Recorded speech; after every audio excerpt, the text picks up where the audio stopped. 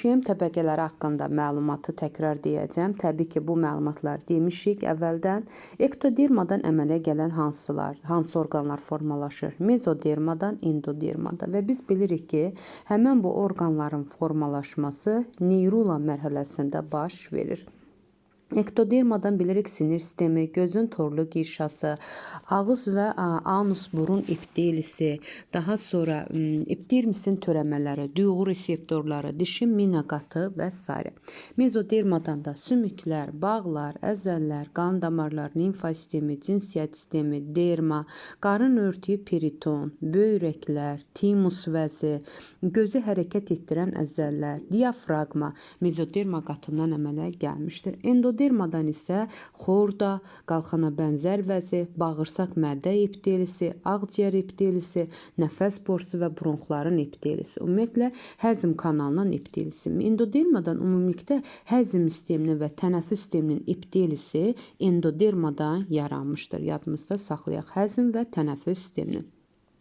Və biz belə baxıb nəticə çıxardırıq ki, epitel toxuması 3 həssas ruşiyem vərəqindən də əmələ gələr. Həm ektodermadan, həm endoderma, həm də mezoderma qatından.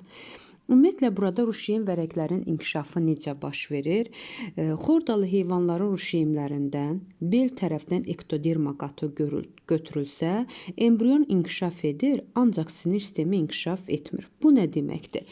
Yəni, hər hansı bir ruşiyemin bel ektoderma qatı çıxarılıbsa, tamamilə ruşiyem inkişaf edəcək, amma sinir borusu inkişaf etmir. Yəni, biz bilirik ki, sinir sistemi ektodermadan əmələ gəlmişdir. Amma tək ektodermanın da olması sinir sisteminin inkişafına şərait yaratmır. Mütləq şəkildə orada digər olan mezoderma qatı da olmalıdır. Yəni, hər hansı bir hüceyrə qrupunun formalaşmasına səbəb həm ektoderma hüceyrələri, həm də mezoderma hüceyrələri olmalıdır. Bu necə baş verir? Bax, sadə bir misalla belə başa salacağım. Birinci sizə hər hansı bir canlının ektoderma qatı var. Ruşiyemində, yəni bax bu ruşiyemdir. Bunun üzərindəki ektoderma qatı var. Plus olan var kimi başa düşün. Ektoderma və mezoderma qatını çıxardırıq. Bu ruşiyemdə ektoderma qatı olmağına baxmayaraq mezoderma qatı çıxarıldığına görə sinir borusu inkişaf etməyəcək. Yenə deyirəm, ruşiyem özü inkişaf edir, amma sinir borusu inkişaf etməz. Əlavə olaraq, hər hansı bir ruşiyemin, bax birinci embrionun şəkilə də baxsaq, bel ektoderması çıxarılır. Bel ektoderması, yox, üzr istəyirəm, bel ektodermasını kənara çəkirlər, çıxartmırlar. Həmən birinci ruşiyemdən bel mezodermasını çıxardırlar. Bel mezoderması çıxarılırsa, yəni burada sinir borusu inkişaf etməyəcək. Başlayırlar həmin ruşiyemin ikinci qarın mezodermasını gətirib, bax bunun çıxartdığı, birinci ruşiyemin bel mezodermasını çıxartdığı bel mezodermasının yerinə qarın mezodermasını yerləşdirərək və burada 2 ədəd sinir borusu inkişaf edər. Bir də təkrar deyirəm, 2 dənə belə biz özümüz embrion hüceyrə götürək. Ektoderma qatı var, hər ikisinin ektoderma qatı var. Birinci ruşiyemin ektoderma qatının altında yerləşən bel mezodermasını çıxartdıq. Minus çıxartmanı göstərir.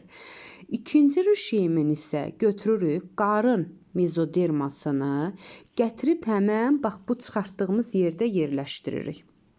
Deməli, birinci embrionun bel mezodermasını yerinə digər embrionun qarın mezodermasını yerləşdiririk. Və bu zaman təbii ki, burada sinir borusu inkişaf edəcək. Özdə 2 sinir borusu inkişaf etmiş olar. Və yaxud da belə bir sizə şəkil deyək, hər hansı 2 embrionun hüceyrədir. Bunun ektoderma qatı da var, ektoda, hər ikisinin mezosu da var, mezo. Bax, bunların hər hansı birinin ektoderma qatını çıxarsaq, ektoderma qatını heç birində sinir borusu inkişaf edə bilməz. və yaxud da bu qarın olsun, qarın mezoderması, bu bel mezoderması olsun. Ektoderma qatı yerində durar. Qarın mezodermasını çıxarsaq, birinci embrionun bel mezodermasını həmin bu qarın mezodermasının yerində də yerləşdirsək, təbii ki, sinir borusu inkişaf edər.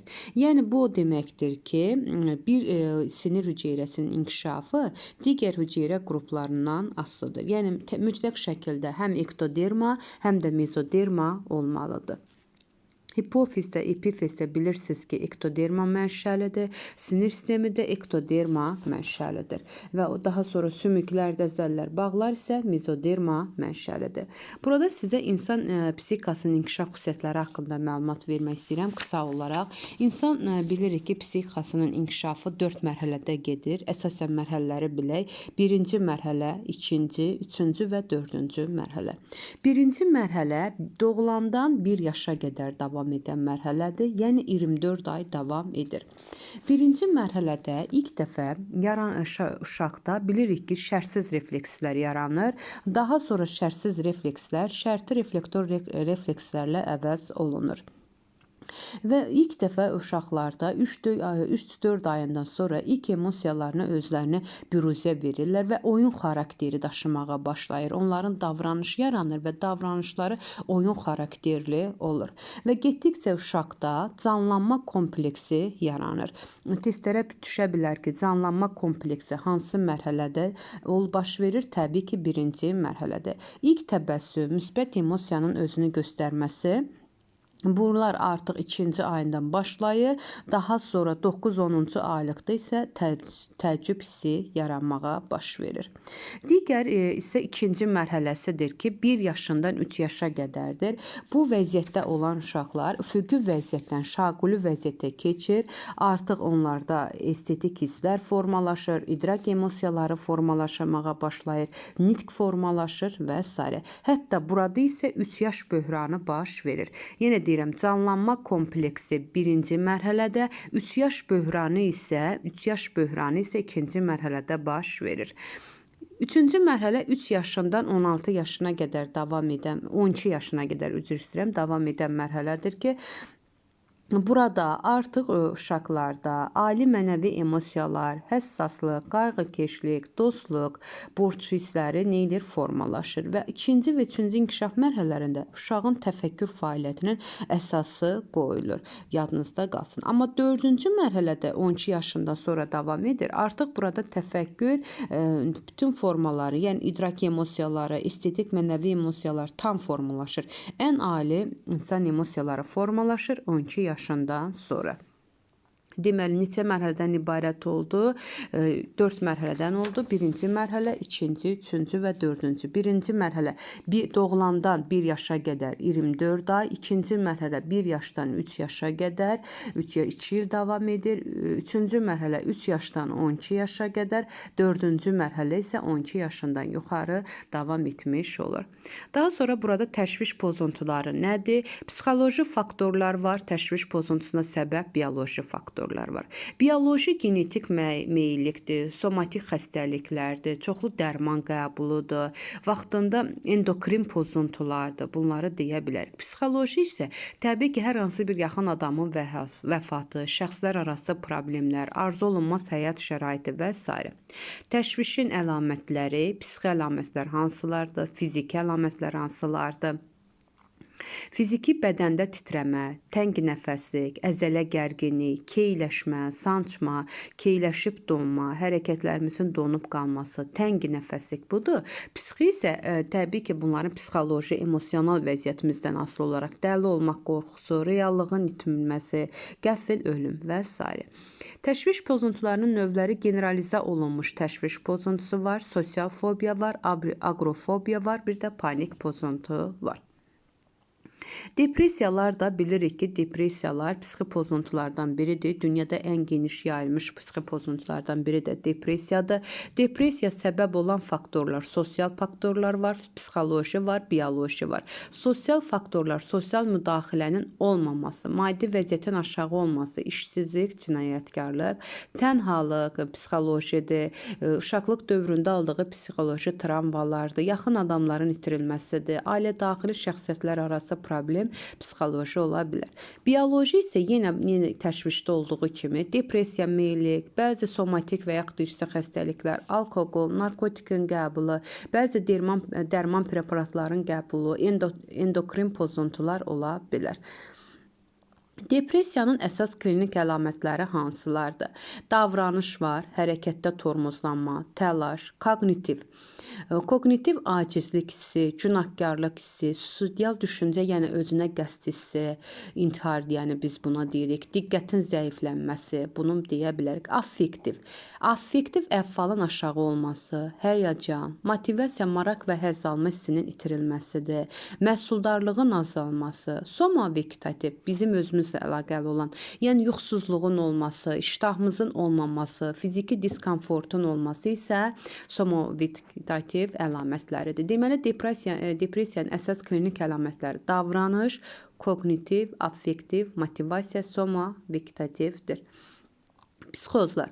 Psixoz da bilirsiniz də insanın reallıqla əlaqənin tamamilə itirilməsi, bax bu itirilməsi kimi xarakterizə olunur psixozlar. Psixozlar özləri də 3 yerə bölünür. Ümumiyyətcə psixozlar, davranış psixozları var, qavrama var, davranış var, düşüncə psixozları var və s. Əsas əlamətlər: davranış pozuntuları, hərəki oyanıqlıq, yaxud güclü tormozlanma, qəribə hərəkətlər, düşüncə pozuntuları, sayıqlamadır, rabitəsiz və yaxud da qeyri-iradi nitqdir, sayıqlamadır. Qavrama pozuntular, hallyusinasiyalardır. Bunlar qarabasmalar adlanır. Xarici mühitdə olmayan qavramadır. İşitmə və görmə qarabasmalarına da misal göstərə bilərik. Deməli, psixozların da əsas əlamətləri davranış pozuntuları, düşüncə pozuntuları, qavrama pozuntuları. Rabitəsiz nitq düşüncə pozuntularıdır, qəribə hərəkətlər, davranış, qarabasmalar eşitmə və görmə ilə əlaqəli olan qavrama pozuntularıdır. Psixozlar özləri də 3 yerə bölünür. Kəskin psixozlar var, keçici psixozlar var, bir də xroniki. Kəskin psixogen olur, intoksiyasiya, zəhərlənmə nəticəsində ola bilər. Bəzi üzü mənşəli psixozlar ola bilər, reaktiv ola bilər, psixogen, somatogen ola bilər. Xroniki isə şizofreniya və bipolyar pozuntu ola bilər. Ailədə bulma hissələri saxlayaq. Mitoz prosesində bitki və heyvan hüceyrəsində sitoplazmanın bölünməsi. Bax, bu hissələr təkrar mövzularımızdır, əzbər bilməliyik. İnterfaza mərhələsində nə baş verirdi? Sentrolların ikiləşməsi, bəzi orqanoidlərin, yəni mitoxondri və xloroplastların sayının artması, DNT-nin miqdarının 2 dəfə artması, xromosomların 2 xromatidli olması, maddələr mübadiləsinin sürətlə getməsi. Yəni bilirdik ki, interfaza 3 mərhələdən ibarət idi, lakin orada xromosom sayı dəyişmirdi. Daha sonra bu məsəl üçün heyvan hüceyrəsidir, bitki hüceyrəsinin həyat dövriyyəsidir. Fikir verirsinizmi? Bitki hüceyrəsini kvadrat şəklində göstərirlər. Yəni onların hüceyrə divarı sərtdir, möhkəmdir. Amma heyvanların hüceyrə divarı isə qlikokalis idi və elastik idi. Düzdürmü? Məhz bu hüceyrə divarına görə onlarda sitoplazmanın bölünməsi müxtəlif olurdu. Məsəl üçün heyvanlarda sitoplazmanın bölünməsi necə baş verirdi? Telofaza mərhələsində buğumlanaraq bölünmə baş verirdi. Nə deməkdir buğumlanaraq? Xaricdən daxilə doğru buğumlanaraq bölünmə baş verirdi ki, bu da plazmatik membranda olan aktin və miozin fermentlərin, zulalların hesabına baş verirdi. Amma bitkilərdə isə tərsinə idi. Onların hüceyrə divarı sərt olduğuna görə hüceyrənin daxildən xaricə doğru bölünməsi baş verirdi, sitogenis hadisəsi və bunu həyata keçirən isə bilirik ki, Golgi kompleksində olan xüsusi maddələr hesabına daxildə lövhə yaranırdı və bu lövhə nəticəsində də bölünmə mərkəzdən başlayıb qılafa doğru davam edirdi. Deməli, xaricdən mərkəzə doğru heyvan hüceyrələrində, mərkəzdən xaricə doğru isə bitki hüceyrəsində baş verirdi. Sitoplazmanın da bölünməsində iki qız hüceyrə yaranırdı. Mitoz prosesi bilirik ki, bəzən də hüceyrədə mitoz prosesi baş verir, amma sitogenis olmaya bilər. Biz də deyirdik ki, karyogenis həmişə var. Nüvənin bölünməsi var, amma sitogenis ola da bilər, olmaya da bilər. Məsəl üçün, qaraciyər hüceyrələrində, qırmızı sümükli hüceyrələrində, enizolaqlı əzələ hüceyrələrində misal göstərə bilərik ki, onların nüvələri bölünür, çox nüvəli olur, amma sitoplazma isə bölünmür. Burada heyvan hüceyrələrində mitoz bölünmə, bitki hüceyrələrində mitoz bölünmə. Hüceyrələr boğumlanıb bölünə bilmir. Bitki hüceyrəsinə yazarıq bu fikri. Bölünmə vətərləri sentrionlardan yaranır. Heyvan hüceyrəsindədir. Bölünmə vətərləri sentriollardan yaranmır. Bitki hüceyrəsində. Bölünmə vətərləri xromosomları qütblərə çəkir. Bu yenə heyvan hüceyrəsində. Hüceyrənin bölünməsi sitoplazmanın ortasından başlayır. Sitoplazmanın ortasından başlayırsa bitki hüceyrəsindədir. İndi siz sual verə bilərsiniz ki, bəs bu sentriollar haradan yaranırdı? Yadınızda qalsın, bitkilərdə, bitki hüceyrəsində sentriollar əsasən zulal mənşəli olan mikroborucuqlar vardır ki, həmin bu mikroborucuqlardan sentriollar yaranır. Yəni sentriol hüceyrə mərkəzi, biz də əvvəldən də demişdik ki, eyni ölçülü olan hüceyrənin bölünməsində iştirak edən orqanoiddir. Əsasən heyvan hüceyrələrində rast gəlinir. Digər çalışmada bitki hüceyrəsi və heyvan hüceyrəsini göstərib, hər birinə xahiş edirəm diqqət yetirək bunları. Heyvan hüceyrəsi nəyə malik idi? Glikokaliksə, bəli. Hüceyrə sitoplazması qılafın buğumlanması nəticəsində bölünür. Qılafın buğumlanması heyvan hüceyrəsidir. Sitoplazması selülozadan ibarət arakəsmənin əmələ gəlməsi nəticəsində bölünür. Artıq selülozadan ibarət arakəsmə Holgi kompleksi hesabına lövhə bitki hüceyrəsindədir. Sentriollar bölünmə vətərlərini əmələ gətirir heyvan hüceyrəsində, bölünmə vətərlərini əmələ gəlmir bitki hüceyrəsində. Deyək ki, çiçəkli bitki və heyvan hüceyrələrində ümumi olmayan hansı rəqəm uyğundur? Yəni, hər ikisində oxşar olmayan hansı olar? Təbii ki, bayaqdan da adını çəkdik sentriollar, bir də bölünmə vətərləri. 1 və 4 ümumi olmaya bilər bitki və heyvan hüceyrəsində. Həzm prosesinin gedişində müxtəliflik. Bax, bura məsəl üçün məməli heyvan göstərilib. Bilirik ki, bunların mədəsi 4 kameradan idi. Gövşəyən məməlilərin mədəsi 4 kameradan ibarət idi. Düzdür, bu hissəni bilirik. Biz bilirik ki, insan həzmində nişasta, glikogen, bir sıra disaxaridlər hidrolizə uğradan fermentlər vardır. Həmin bu fermentlər hidrolizə uğrayır. Amma məsəl üçün həzm kanalında selulozanın olması böyük əhəmiyyət kəsb edir. Təbii ki, bitki polisaxaridlər, karbohidratlar. Bunların işi nədir? Bağırsaq reseptorlarını qıcıqlandırır. Bağırsaqlarda şirə ifrazını artırır. Hətta bağırsağın dalğavari yığılıb açılması hərəkətini də gücləndirir. Buna bir sözlə bağırsaq peristaltikasını da deyə bilərik. Deməli, selüloza bağırsaq şirəsini artırır, bağırsağı qıcıqlandırır və bağırsaq hərəkətini gücləndirir.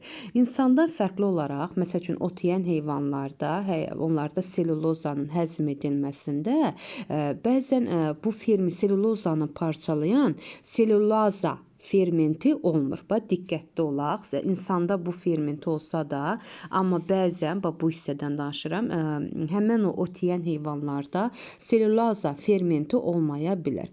Və bu fermentə əsasən həşəratların və mollyuskaların həzm şirələrində rast gəlinir.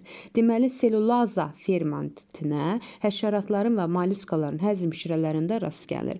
Amma məməlilərdə bu selülaza fermenti yoxdursa, bunu nə yerinə yetirir? Təbii ki, bunu selülozanın parçalanmasını həyata keçirən, bağırsaqda simbiyoz yaşayan bakteriyaların və infizorların fəaliyyəti nəticəsində həyata keçirilir. Bunu zəhmət olmasa altından xətt çəkək. Deməli, selülozanı parçalayan ferment selülozaya biz əsasən həşəratların, mollyuskaların həzm şirəsində rast gəlsək, amma məməlilərdə bu ferment yoxdur. Bunun işini həyata keçirən, parçalayan bəzi bakteriyalar və infizorları misal göstərə bilərik. Daha sonra qaraciyərdə pi infiltrasiyası. Nə deməkdir bu? Normal qaraciyərin ümumi kütləsinin təqribən 10%-ni lipidlər təşkil edir.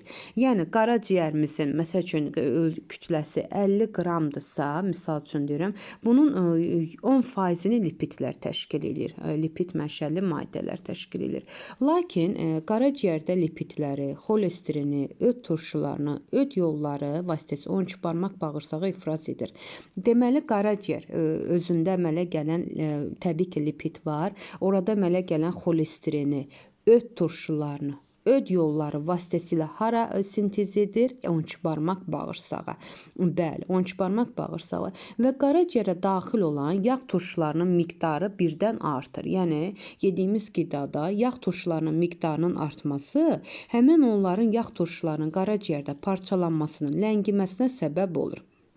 Və bu zamanda qaraciyərdə lipidlərin nə edir? Fəaliyyəti, lipidlərin həzm olunması prosesi pozula bilər.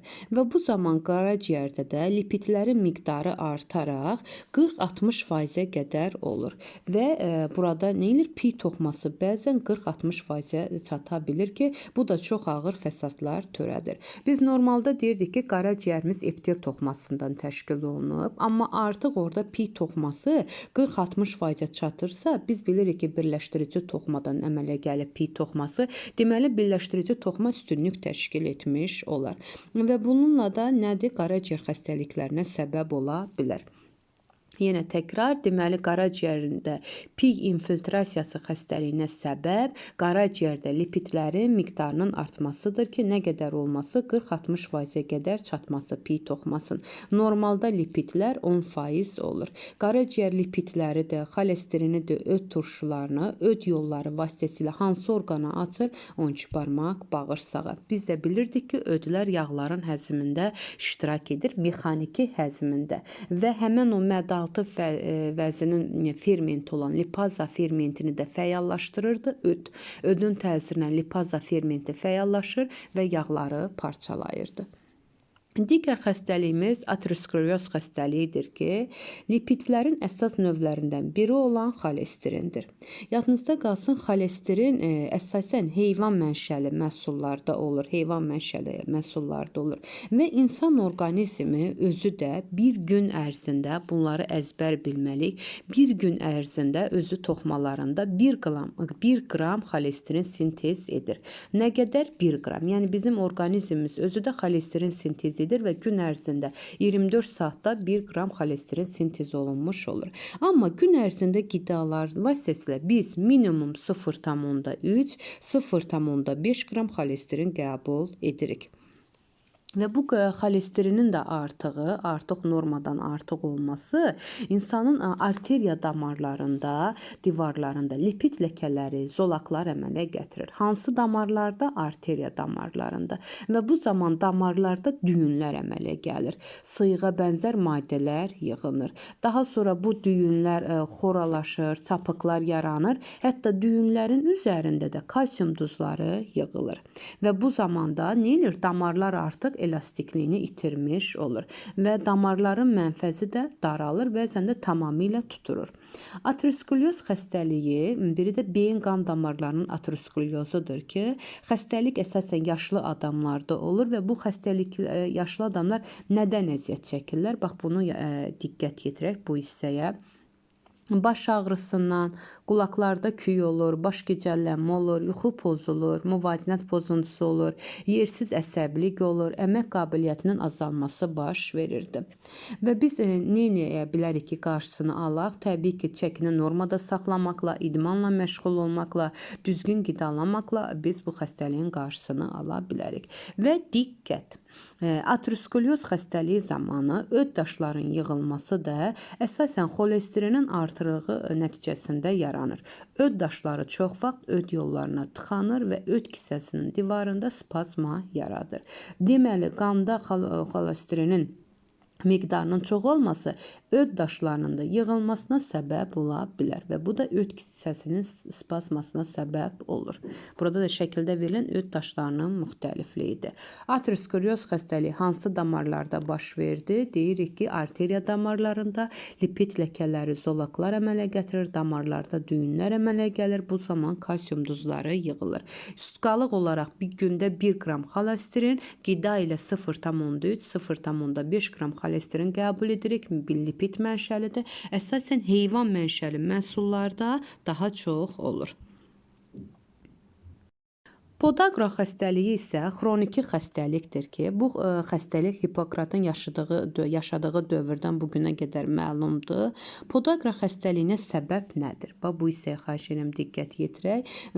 Əsasən qanda və toxmalarda sidik turşusunun artmasıdır. Yəni maddələr mübadiləsi zamanı qanda və toxmalarda sidik turşusunun artmasıdır. Və bu xəstəliyin də son zamanlarda daha çox artdığı müşahidə olunur. Buna səbəb olaraq insanların normadan artıq qidalanması, çəksizlik, alkoqoldan istifadə etmək kimi faktorlardır. Əsasən çox yaralı qidalardan qidalanması kimi faktordur. Və bu xəstəlikdən də əziyyət çəkən Sidhan alim olmuşdur ki, özü də bu xəstəlikdən əziyyət çəkmişdir. Həmin bu podagra xəstəliyi oynaqlarda, əsasən kişilərdə daha çox təsadüf olunur. Bunu da qeyd edirik. Oynaqlarda kəskin ağrılara səbəb olur. Duzların toplanması nəticəsində əl və ayaqlarında iltihaplaşma baş verir və podagra düyünləri əmələ gətirir. Və diqqətli olaq. Həm ateroskleroz xəstəliyi damarlarda düyünlər əmələ gətirirdi. Podagra isə oynaqların yanında düyünlər əmələ gəlir və bu zaman oynaqların funksiyaları da pozulur. Bundan əlavə olaraq da diqqətli olaq. Podagra xəstəliyi, bu hissədə verilib, bu xəstəlik böyrəklərin də zədələnməsinə səbəb ola bilər. Ateroskleroz dedik ki, öd daşlarının yığılmasına səbəb oldu. Podagra xəstəliyi isə böyrəklərin zədələnməsinə səbəb ola bilər və o əl və ayaq oynaqlarında iltihaplaşma baş verir, düyünlər əmələ gətirir və böyrəklərin də zədələnməsinə səbəb olur. Biz bilirik ki, insan orqanizmi üzvü maddələrlə yanaşı su və mineral maddələr də daxil olur. Bunlardan kalsium, fosfor, dəmir elementlərinin birləşmələrini də göstərə bilərik. Zərin purin əsaslı qidalarla qidalanan ölkələrdə, məsəl üçün Afrikada, Çində, Hindistanda demək olar ki, deyilir ki, podagra xəstəliyinə rast gəlinmir.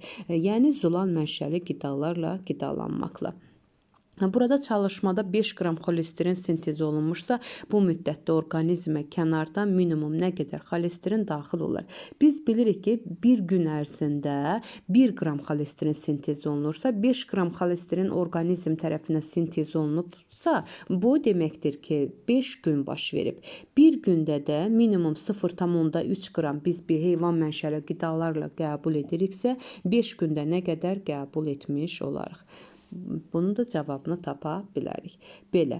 Daha sonra burada düzgün olan ifadələri gəlin bu çalışmalara da baxaq. Qaraciyərin əsas toxması birləşdirici toxma idi. Xeyr. Qaraciyərin əsas toxması epidel toxması idi. Amma qaraciyərdə olan xəstəliklər zamanı, məsəl üçün burada yadımıza salaq, alkoqol hepatiti zamanı qaraciyərdə birləşdirici toxuma üstünlük təşkil edir və yaxud da pi infiltrasiyası zamanı da qaraciyərdə pi toxuması üstünlük təşkil etdiyinə görə 40-60% olduğuna görə bəli, birləşdirici toxuma üstünlük təşkil edir. Nə zaman? Qaraciyər xəstəlikləri zamanı. Qaraciyərdə xolesterin sintez olunur. Bəli, gündə 1 qram dedik. Xolesterin əsasən bitki mənşəli məhsullarda olur. Yanlışdır. Heyvan mənşəli məhsullar olur. Ateroskleroz vena damarlarının divarlarını zədələyir. Xeyr, diqqətli olun. Arteriya damarlarının divarını zədələyir. Xolesterin öd daşlarının yaranmasına səbəb olur. Bəli, podagra isə böyrəklərin zədələnməsinə səbəb olur. Tamamilə doğru. Burada isə digər mövzumuz, bunu artıq keçmişik. Sadəcə əlavə olaraq burada interfaziya deyəcəm. Interfazanın 3 mərhələsi var idi. Presintetik, sintetik, sintetik. Presintetik mərhələ 10 saat, sintetik mərhələ 9 saat, postsintetik mərhələ isə 4 saat davam edir. Bax, interfaza şəklə diqqət yetirsəniz, interfazanın davam etmə müddəti mitozun davam etmə müddətindən çoxdur. Bu da yəqin hüceyrələrə görə görə fərqlənir. Bütün hüceyrələrdə eyni deyil. Ümumiyyətlə interfazanın davam etmə müddəti, bəli, mitozun davam etmə müddətindən daha çox baş verir.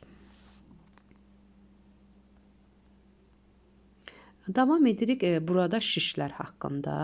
Xoş xassəli şişlər var, bəd xassəli şişlər var. Bilirik ki, toxumalarda baş verən dəyişikliklər. Xoş xassəli şişlər odur ki, toxumaları dağıtmır, sıxır, metastaz vermir, bir orqandan kənara çıxmır. Bunu deyək, insanı da arıqlatmır. Bəd xassəli şişlər isə artıq toxumaları dağıdır, metastaz verir, yəni kənara çıxmalar olur, orqanlara keçir və maddələr mübadiləsini pozur. Burada şiş xəstəliklərini bilməliyik. Yəni hansı toxumalarda hansı şiş xəstəlikləri var? Bu qrafiki əzbər. Dedik ki, eptel toxumasının şişləri. Xoş xassəli var, bəd xassəli. Eptel toxumasının xoş xassəli şişləri papiloma, adenoma, kistadır. Bəd xassəli karisinomadır. Diqqətli olun, bəd xassəli şişlərin sonunda karisinoma, oma şəkilçisi hamısında var. Karisinoma hamısı bir-birinə uyğun gəlir, yəni bəd xassəli şişlər. Birləşdirici toxumanın şişləri isə fibroma, lipoma, sarkoma. Sinir toxumasının şişləri isə nevrioma, glioma, neyrosarkoma. Əzələ toxumasının şişləri mioma, sarkoma. Biz bilirik ki, bax bunu necə yadınızda saxlayın. Əzələ toxuması daha rahat yadınızda saxlaya bilərsiniz. Bilirik ki, əzələlərdə aktin və miozin zülalları var. Miozin onunla yadınızda saxlayın. Əzələ toxumasının şişlərini mioma, miosarkoma. Daha sonra sinir toxumasında neyronlar var. Nevrioma onunla yadınızda saxlayın. Peyk hüceyrələrdə qidalanmanı yerinə yetirirdi. Glioma elə yadınızda saxlayın. Neyrosarkoma. Sonra birləşdirici toxuma fibrioma, lipoma, sarkoma, papiloma, adenoma, kista, eptel toxuması. Əzbər bilməliyik. Bir də kənarda yazılıb, amma diqqətimizdən qaçmasın. Damarlarda da şişlər vardır ki, bəd xassəli şişlər və xoş xassəli. Angiomalar xoş xassəli, angiosarkomalar isə bəd xassəli şişlər adlanır. Və bu mərhələləri də təbii ki, baxmalıyıq. Nədir? Birinci mərhələdə nə baş verirdi? Bunları da bilirik. Və xərçəngdə ilk dəfə Alman alimi Harald Sur ilk dəfə uşaqda ağız xərçənginə səbəb olan Human papilloma virusunu kəşf etmişdir və buna görə də Nobel mükafatına layiq görülmüşdür. Əsas sizə nəyi demək istəyərəm bu hissədən? Biz bilirik ki, xərçəng hüceyrələri kimyəvi tərkibinə gəldikdə onlar onların adi hüceyrələrindən heç bir keyfiyyət fərqi yoxdur. Keyfiyyət fərqi yoxdur. Bunu yadınızda saxlayın. Xərçəng hüceyrələri insanda olan digər adi hüceyrələrdən heç bir keyfiyyət fərqi yoxdur. Bəli, maddələr mübadiləsinin bu zaman onlar deyir çox azalma, maddələr mübadiləsinin yəni pozulmasına səbəb olur. Əsasən onlar xərçəng hüceyrələri şəkərdən istifadə edirlər. Şəkərdən istifadə edirlər və onların da heç bir keyfiyyət fərqi yoxdur dedik. Əsasən də karbohidrat və zülallar həmən o hüceyrələrdə fərqli parçalanırlar. Yəni qeyri-normal parçalanma baş verir. Biopsiyada bilirsiniz də xərçəng xəstəliklərinin müalicəsi zamanı istifadə olunur. Onların nüvələri ya çox böyüyür, ya da çox kiçilir. Biopsiya zamanı belə hüceyrələr məhz bu xüsusiyyətinə görə də təyin edirlər. Yəni bu xərçəng xəstəliyində nüvələri ya çox böyüyür, ya da çox kiçilir və biopsiya zamanı müəyyən olunur. Bilirik ki, 14 fevralda Ümumdünya Xərçənglə Mübarizə günüdür. Davam edirik. Burada mitoz və meyozun oxşar xüsusiyyətləri burada da qeyd olunub. Hüceyrələrin sayı artır. Oxşar xüsusiyyətidir. Bəli, hər ikisində hüceyrə sayı artır.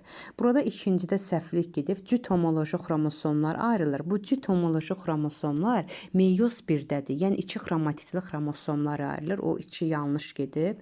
Sentriollar ikiləşir. Bəli, bu heyvan hüceyrələrində. Çünki bayaqdan da qeyd edirik ki, sentriollara heyvan hüceyrələrində rast gəlinir.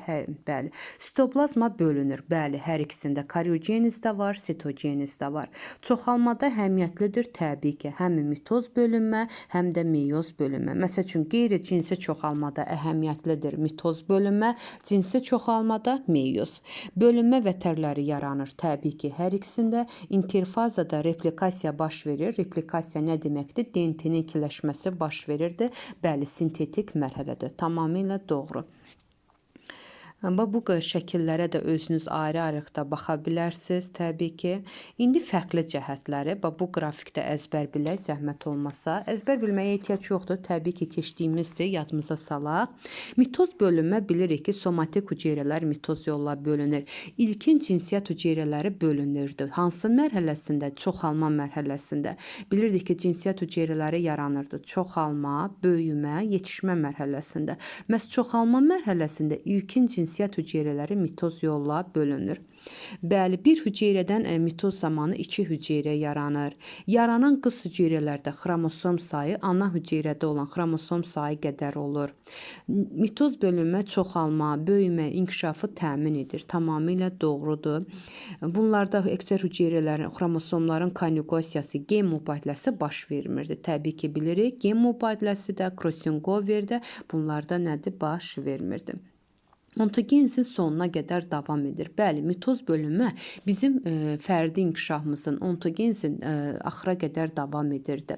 Yaranan hüceyrələr uzun ömürlü olurdu. Daha sonra yaranan hüceyrələr yenidən mitoz yolla çoxala bilirdi. İrsi müxtəlifliyə səbəb olmur. Homoloji xromosomların xromatidləri kütüblərə çəkilirdi. Bəli, tək xromatidli xromosomlar anafaza mərhələsində kütüblərə çəkilirdi. Meyoz bölünmədə isə bilirik ki, yalnız qametlər əmələ gəlirdi, yetişmə mərhələsində baş verirdi. Bir hüceyrədən 4 hüceyrə yaranırdı. Yaranan qız hüceyrələrdə xromosom sayı ana hüceyrədən 2 dəfə az olurdu. Məsəl üçün, ana hüceyrənin 20 idisə, yaranan qız hüceyrədə 10 ədəd xromosom olardı. Yalnız çoxalmanı təmin edir deyə bilərik. Gen mübadiləsi, crossover, konjugasiya baş verirdi, doğrudur. Orqanizmlərin cinsi yolla çoxala bildiyi dövrdə baş verirdi, doğrudur. Daimi, yəni ömrümüzün axırına qədər davam edir, deyilən bir şey yoxdur. Cinsi yolla çoxaldığı bir dövrdə baş verirdi. Yaranan hüceyrələr qısa ömürlü olur, doğrudur. Məsəl üçün, qadınlarda yumurta hüceyrə ömrünün daxilına qədər əmələ gəlmir ki, məsəl üçün 40-45 yaşına qədər yumurta hüceyrə yaranır. Artıq ondan sonra meyoz bölünmə getmir. Niyə? Çünki meyoz bölünmə qamet yaradır, yumurta hüceyrəni yaradır. Artıq yaranmırsa necə getsin? Ona görə həmişə olmur. Yaranan hüceyrələr də təbii ki, qısa ömürlü olur. Birinci bölünmədə tam xromosomlar, bəli. İkinci bölünmədə tək xromosomlar çəkilir. Doğrudur. Yaranan hüceyrələr yenidən meyoz yolla çoxala bilməz. Bəli. Bax, yumurta hüceyrədir. Yenidən yumurta hüceyrə meyoz keçirə bilərmi? Xeyr. Haploiddir. Haploid olarsa onda M/2 qədər hüceyrə alınır. Belə də biz tam rəqəmlə deməmişdik xromosom sayını. Ona görə yaranan yumurta hüceyrədir, spermatozoidlərdir. Yenidən meyoz keçirə bilməz. Təbii ki, irsi müxtəliflik də mütləq şəkildə yaratmış olur. Digər mövzu uzundur. Yenə də deyək, homoloji xromosomlar ayrılır. Bu homoloji xromosomlar ayrılır birinci meyozda yox.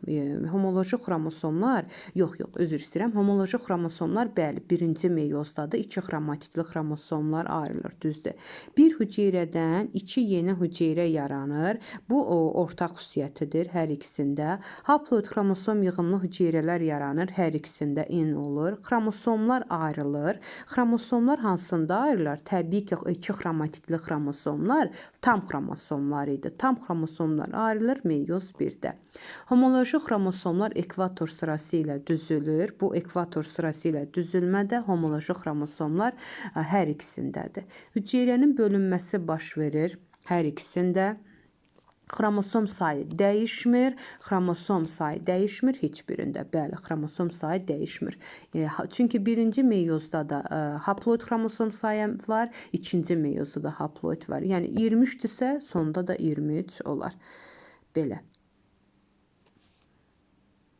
Sonra burada da oxşar və fərqli cəhətləri var. Bax, xromatidlər ayrılır hər ikisində, dedik bunu. Yalnız diploid xromosom yığımlı hüceyrələrdə baş verir. Bu mitoz bölünmədir təbii ki. Xromosom sayı 2 dəfə azalır. Bu meyozdadır.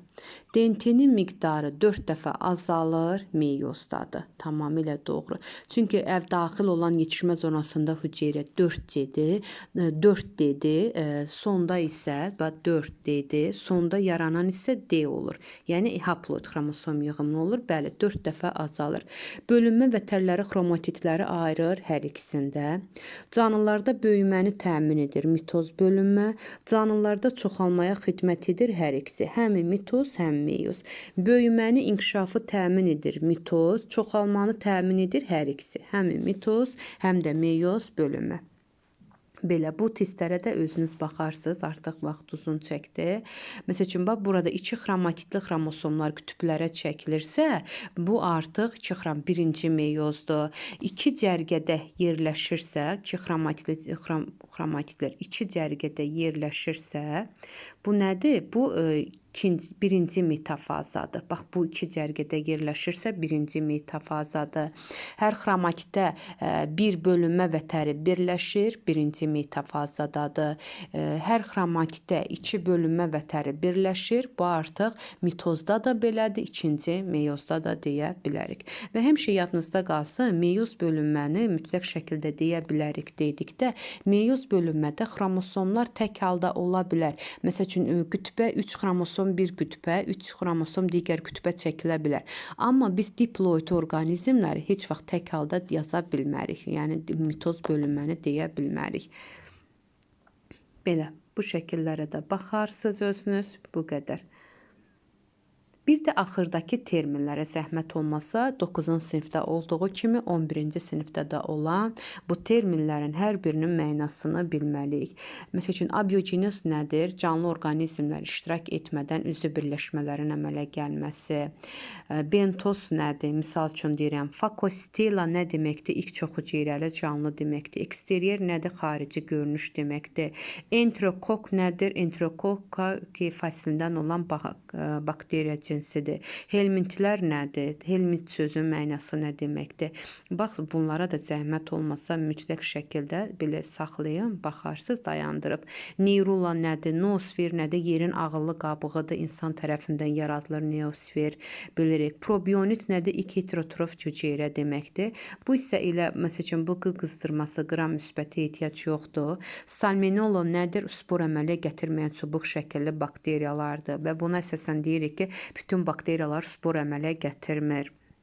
Belə, bu qədər hamısını terminləri gözdən keçirərsiniz. Bu qədər, uğurlar.